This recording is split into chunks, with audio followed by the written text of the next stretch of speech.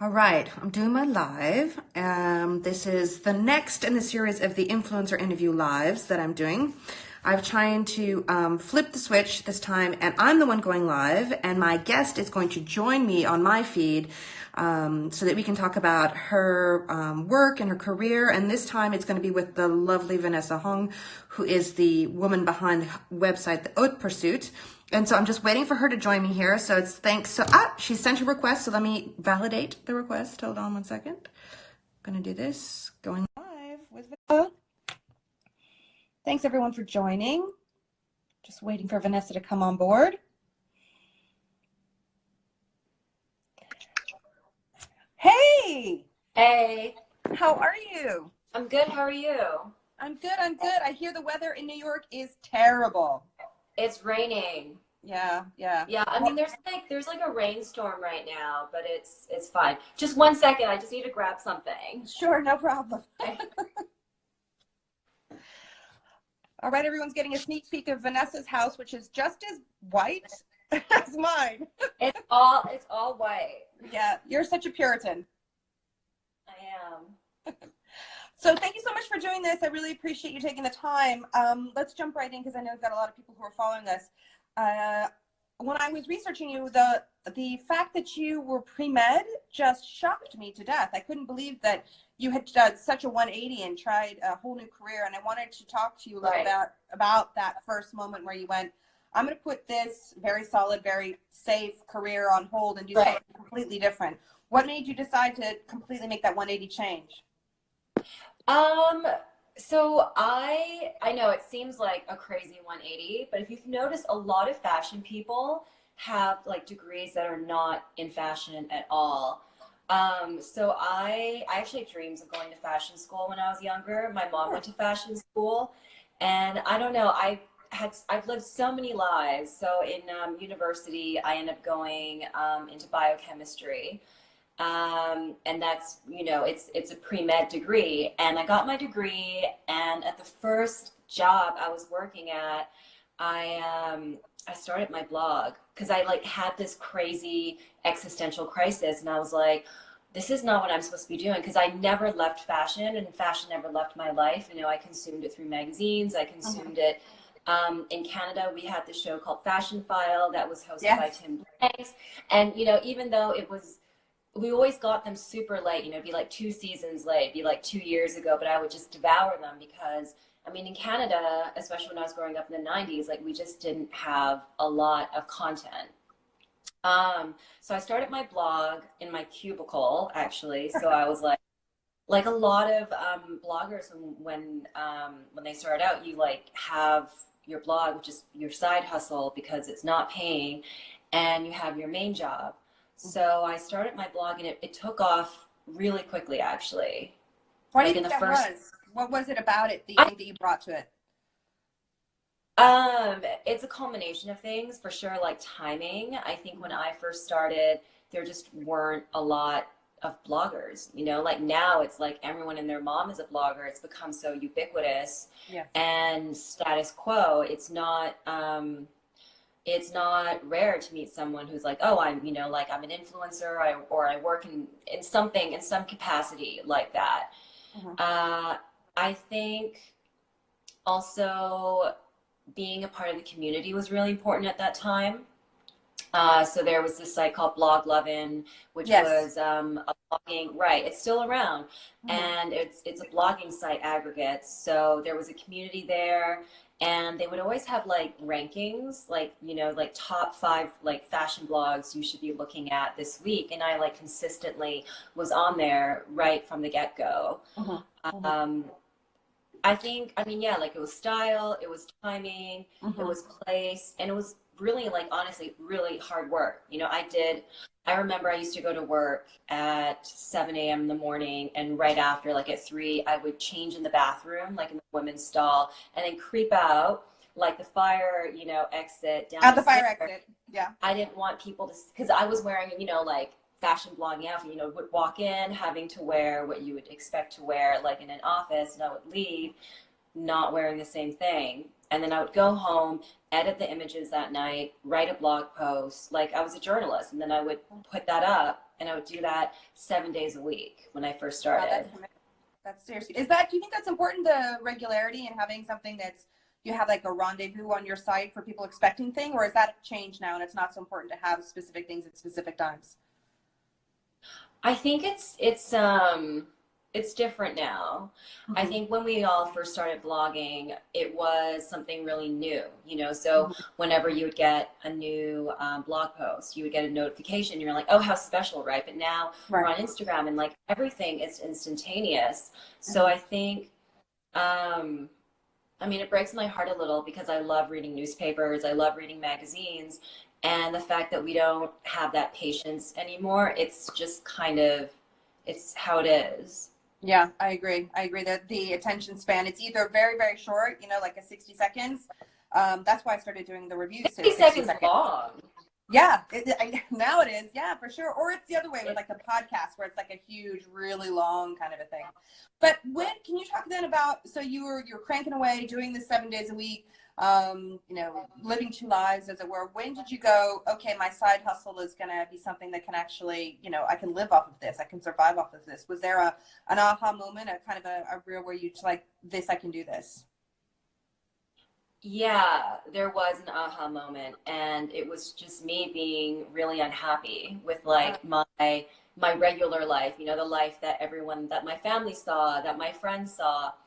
And I was getting so much pleasure from my side hustle, and for the first time I was like, oh my gosh, like I'm living my dream and this is what I Mhm. want to do. And I remember, you know, even back then I didn't have enough money, you know, to like go buy designer full outfits, so I would be going secondhand shopping, I'd be going to vintage shops, and that was my life. And it was a lot of work, but I loved it.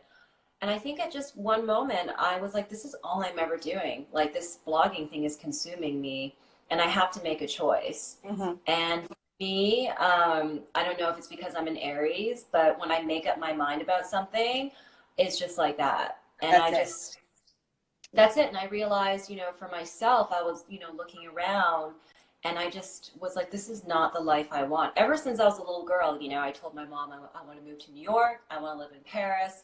I've done those things already. Mhm. And I just had to take a leap of faith Mhm. on for myself. Mhm. And I ended It was up almost doing as it. if you didn't have a choice, that you just, it was a calling.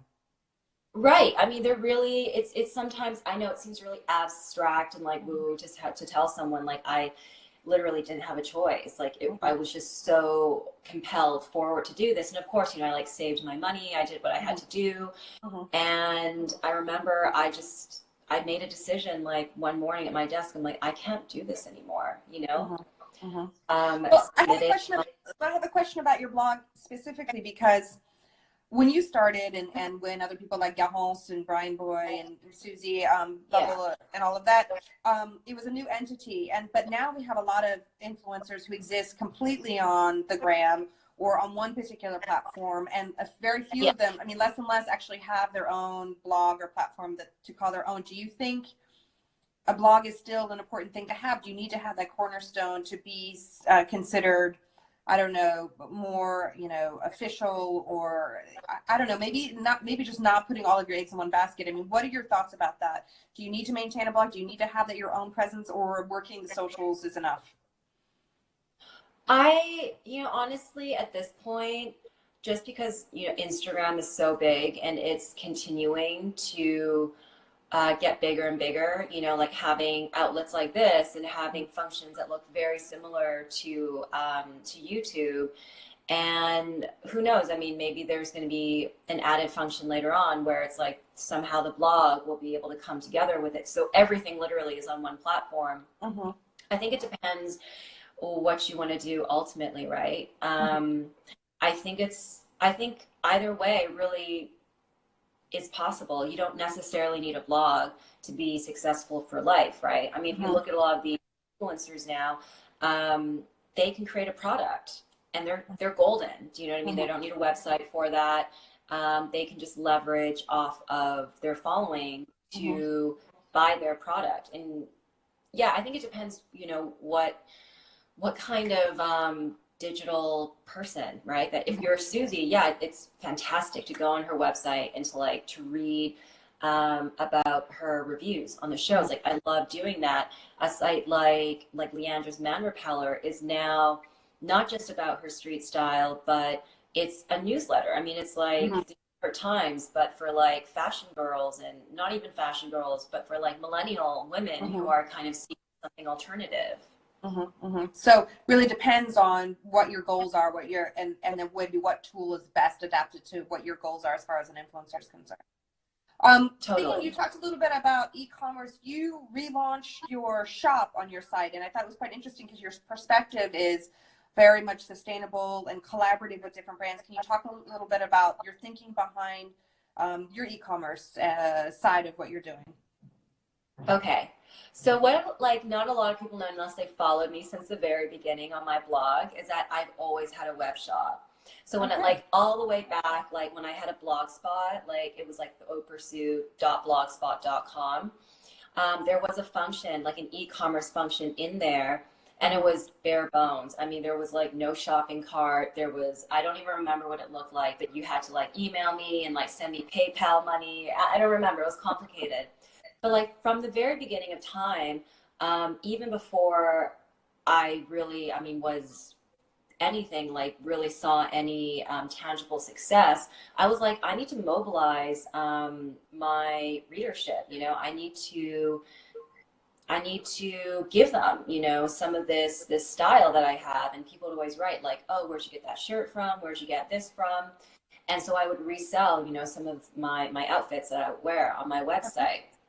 And then, yeah, like over time, it was just like one pipe dream becoming reality after another. And I remember I was living in Beijing. I was living there for about 3 years. I was sourcing for a company there. And it just popped up in my head one day. I was like, wait, like, why am I freelancing for them when I have a readership already and I have a website and I know how to style? I could be the model if I can't afford one, and I've got good taste. And that was kind of how THP Shot came about. And then from there, I was like, oh, this has been like really successful. Why don't I make my own stuff? So then I started a faux fur ready to wear line. So I had like these beautiful coats I made in China about, again, like maybe three years ago. It was a huge success. You know, we had on Lady Gaga, we sent the coats to Beyonce and her sister Solange. And that was really the beginning of like realizing this is something that's sustainable and it's fun. And going back to kind of changing the perspective of what I'm doing on my site right now, I mean, you know, when we all work in fashion, we see a lot of waste, right? Yes. Like we see it, we And read about it. Yeah.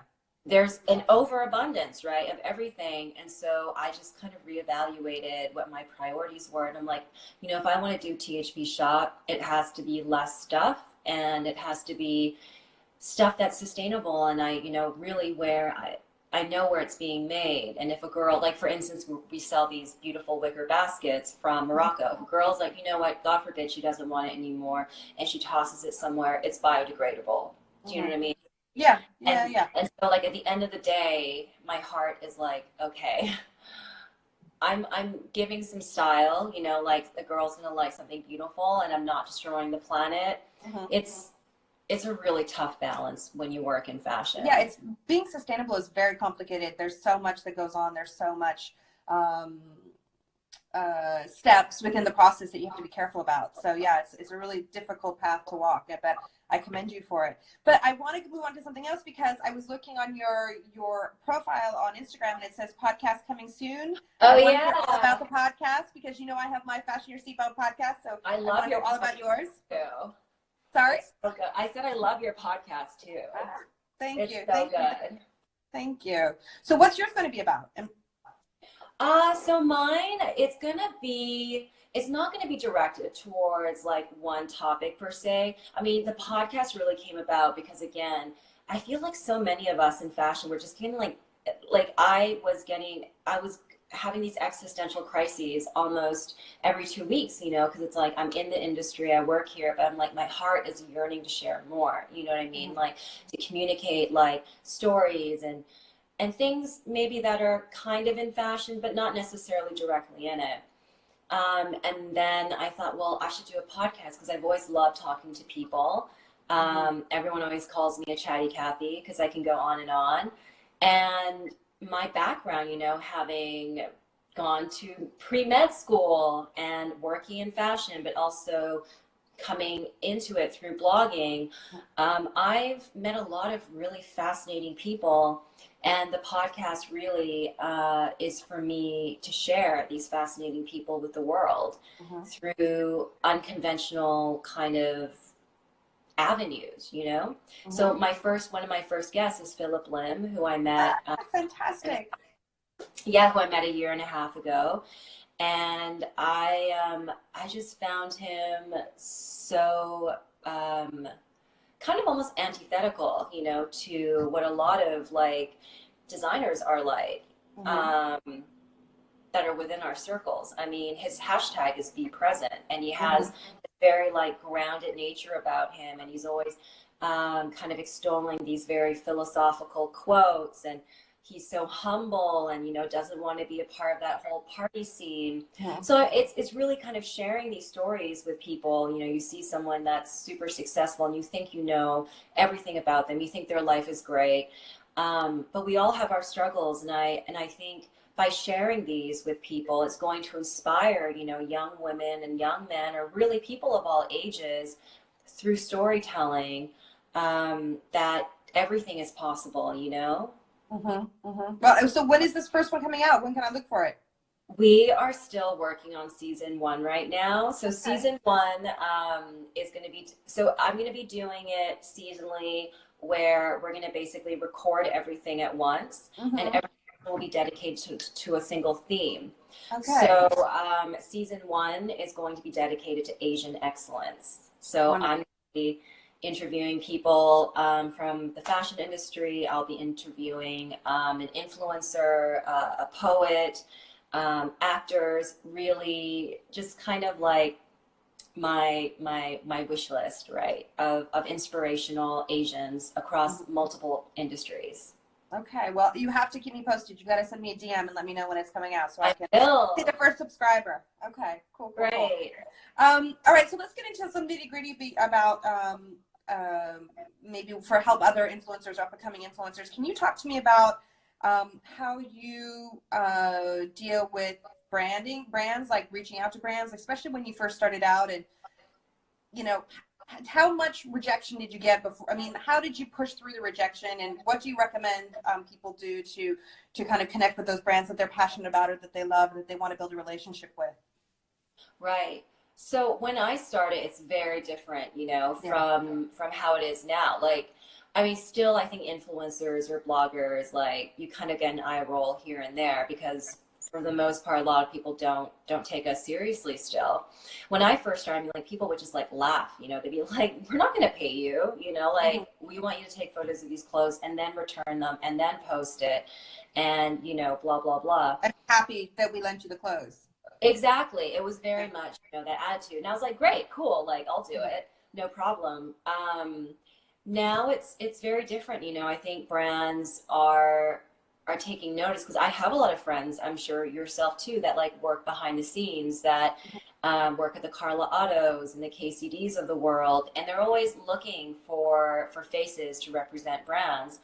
I think what's so important, and I know it sounds cliche, is just to have like wicked personal style, and to really know who you are.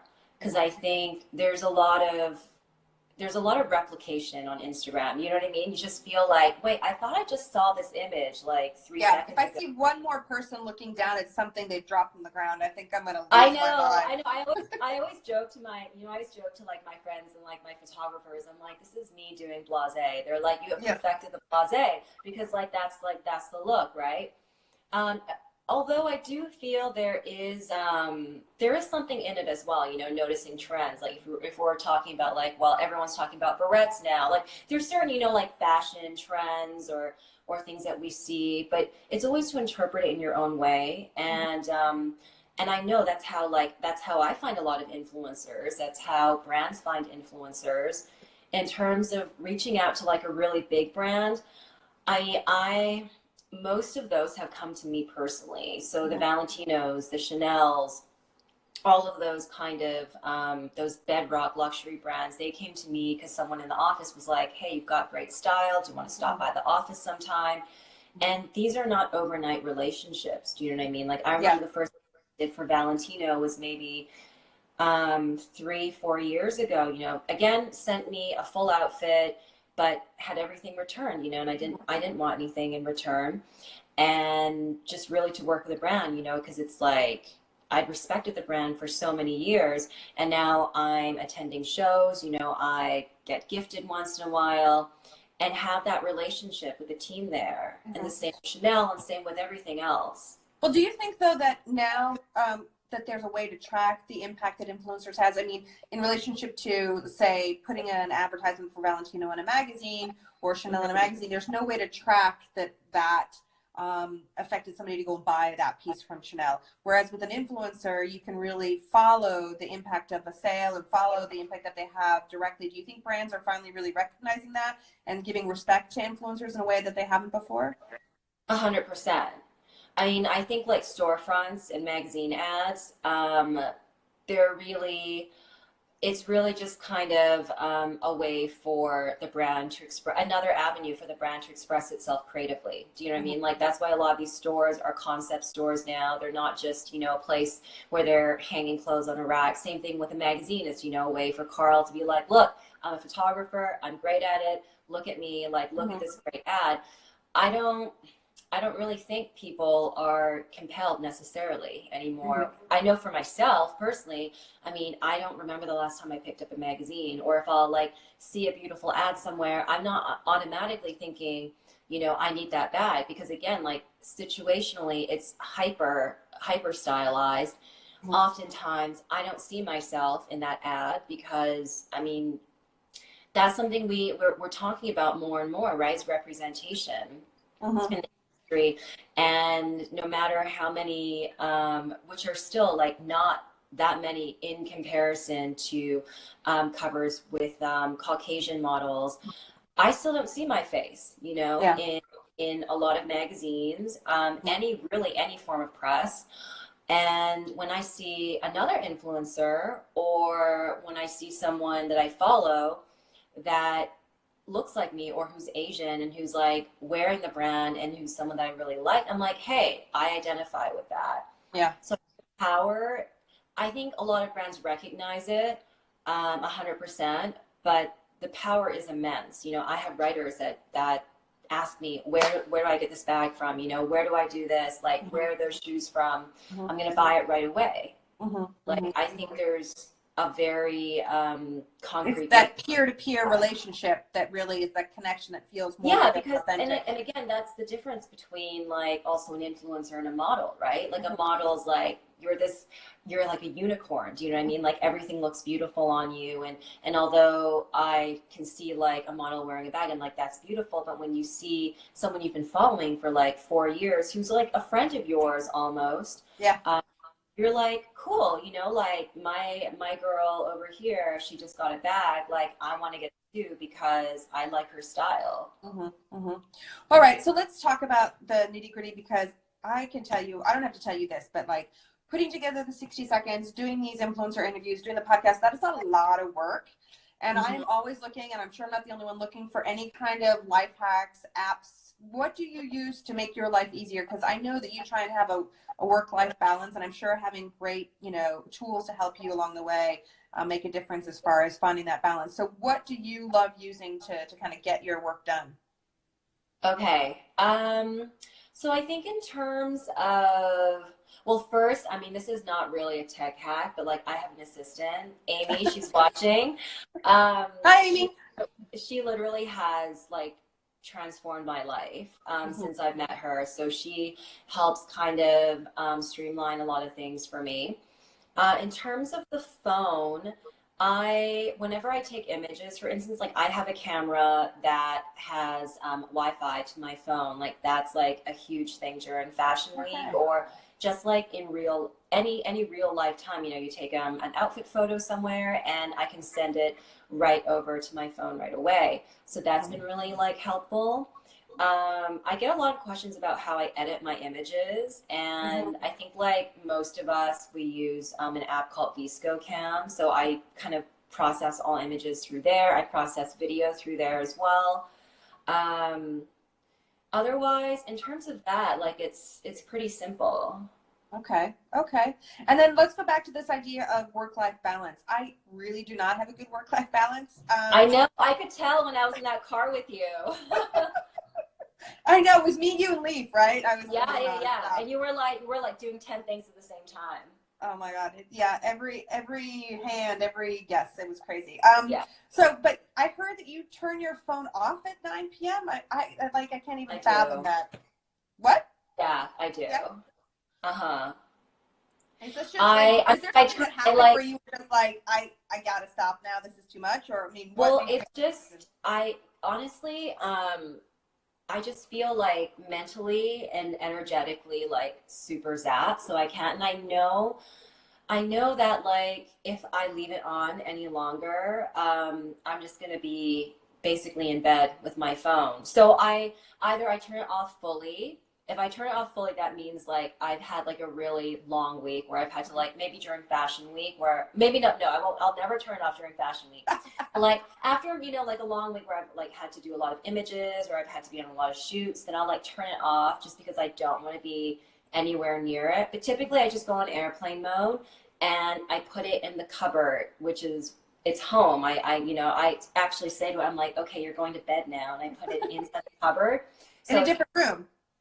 Yeah, so it's like it's next to my dishes, you know, so it's like fully out of sight. So I can just be in myself, so I can, you know, go read a book and not be like at the corner of my eye. Do you know what I mean? Like Yeah, when it lights up or blinking or like vibrating. It's just like the ears, like the antennae perk up. That's really important because honestly, especially when you're a creative individual, you know, whether you're a podcaster like yourself or you create images. I mean, so much of what I do is about imagery. You burn out so fast if all you ever do are scrolling. And I have found to really tap into boundless creativity and energy is to rest. That's the best. I know. I mean, between us and everyone who's watching, my best ideas are in the shower. Like, you know, that's like the one time when 100%. Yeah. Like I love to walk. You know, I walked home from Williamsburg, from downtown the other day, and it's like just to be able to do nothing. I wasn't even looking at my phone. I was just walking home and across the bridge, and I was like, this city is so beautiful, and you know, feeling inspired and like. When you're not on your phone, you're actually starting to observe people around you. I love watching people, especially in New York. I get like so many ideas on how to style things and they don't even have to be like, you know, conventionally fashionable people. They can be, you know, old Chinese women that I see in Chinatown who are like putting cool fabrics together. Or it could be this kid, you know, who's walking across the bridge next to me, who's like wearing his like Supreme sweater, like maybe across his chest a cool way. So I think when we take a moment to rest and just observe, that's when like we kind of are able to regenerate our juices. And it's so important because we see so many people burning out in fashion. It's so true. Like a coffee to a martini to a cigarette for dinner. And that's kind of been like the long standing status quo again for fashion. Thinking that's okay, and like honestly it's not okay. You see people that are sick, and I have so many fashion people that come to me and they're like, Vanessa, I'm at the end of my rope, you know, like it's not funny at all, you know, where they're like, I feel really sick, like my relationships aren't good, or like my work, like, and it's because we're burning ourselves at like, both ends out, and it's not conducive to like a healthy community in fashion. All right, so turn off the phone at night. All right, I will try. Or try. If you can't do it at 9, like I'll try. 10, or you know. Yeah, I'll try. I'll try not to sleep with my phone. That would be the first step. Oh yeah, that's not good. I know. But let me ask you then a little bit, after you've lifted your head up and you've looked around and you've been inspired, can you talk about then really quickly what the posts that generate the most interest for you? Like what on your blog or even your Instagram feed or whatever, what are those pieces that seem to really resonate with people the most, would you say? That, do you have consistently a certain type or a certain thing that works for you more than others? Yeah, I have. So what I found to be probably the most popular are things related to accessories or makeup. Like, I remember I did my nails once. It was like super DIY. I did it super quickly and it got like 20,000 likes. And I just put it up because I was like, maybe this might be helpful for someone else. And I literally took a photo of it with my iPhone 7, not even Back in the day, was yeah. like not even like a crazy shoot. Or I'm coming out with a hair collaboration this year. I like put a bunch of barrettes in my hair. It was, you don't even see my face at the back of my head, and like 25,000 likes. Is this the Chanel? Oh, that one also got a lot as well. No, this is That was another crazy. photo. That was Yeah, amazing. I think what I've realized, I kind of made a decision late last year. I'm like, it's great. People always come up to me. They're like, we love your images. We love the inspiration and whatnot. And that's great. I think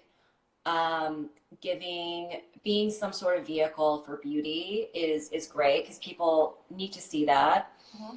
But having like some value behind it, do you know what I mean? Like, Yeah. well, this is beautiful, but guess how you can do it as well. So that's Mm-hmm. why this year I want to be kind of motivated more towards um, using a beautiful image as a vehicle for value. Like Mm-hmm. this is a yoga pose that I love to do. Like if Mm-hmm. you are not feeling so well, you should do this. Or look at this cool like hair thing that I'm doing. So I'm working with like makeup artists this year to do like small little IGTV videos of like how to recreate makeup looks Mm-hmm. or how to recreate a hair look. Or I'm working with like my facialist to be like, yo, give me like 3 tips I can share on my main feed with my readers. But again, like always through imagery, because I Mm-hmm. think that's what gets us, right? Like we're always stopped by something very beautiful. Mm-hmm. Well, I mean, is it image or video for you then? Do you think that Okay, so resonates? this is something that Instagram told me. I mean, images are great, but typically this is another kind of like tech hack for Instagram. Um, more often than not, your videos will always have more views than the likes you Mm-hmm. will get on an image, right? And Mm-hmm. Instagram, the algorithm is always based on numbers. So it's Mm-hmm. always nice to toss in videos because, I mean, it's something super simple and automatically someone consumes it. Even if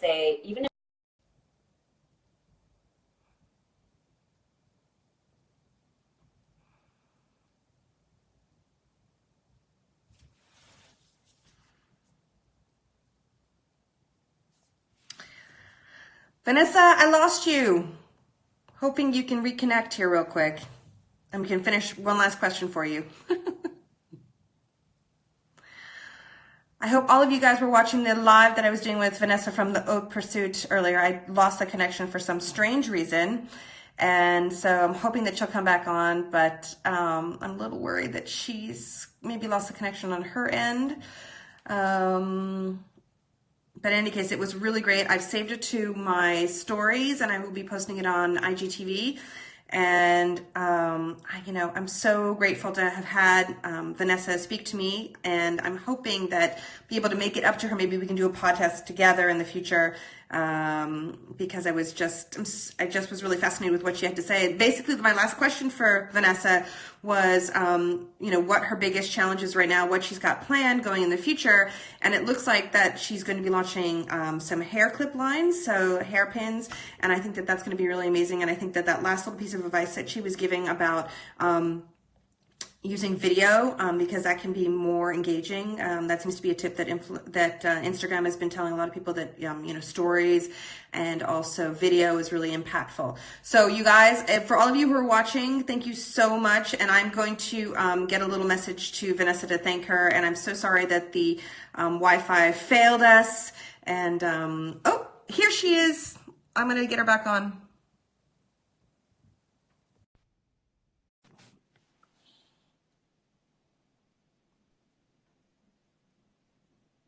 All right, let's see if Vanessa's connecting here.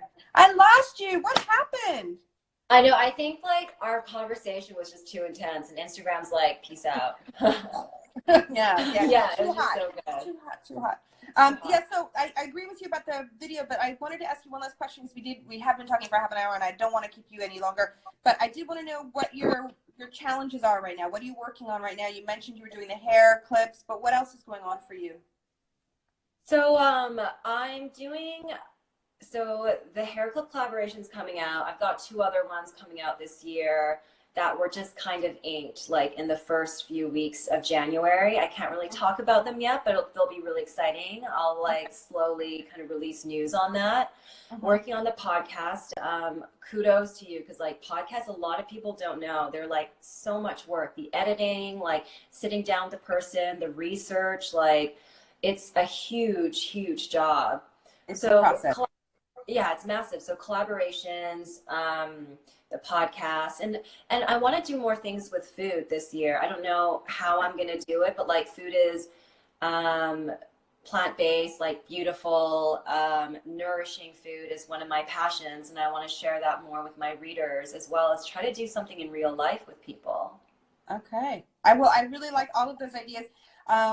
So keep me posted on your breaking news, and as soon as do you have a time frame for when the podcast is going to be launched? Well, I really hope by the spring, but I still have like a huge list of people that I'm trying to snag, and because they're such high profile people, it like takes such a long time to like get everyone, or not everyone, but like to get one person in the right place. At the right time. Oh yeah, no, you're preaching to the choir. But listen, if there's anybody if you have anybody that you need, if I can reach out to anybody, just let me know. I will. Thank you so much. Thank you so much, Vanessa. This was wonderful. To everyone who's here. Yeah, thank you all. And I will be posting this, of course, on IGTV, and I will be sending it to Vanessa so she will have it as well and can do with it as she will. Okay. Thanks so much, sweetheart. Bye.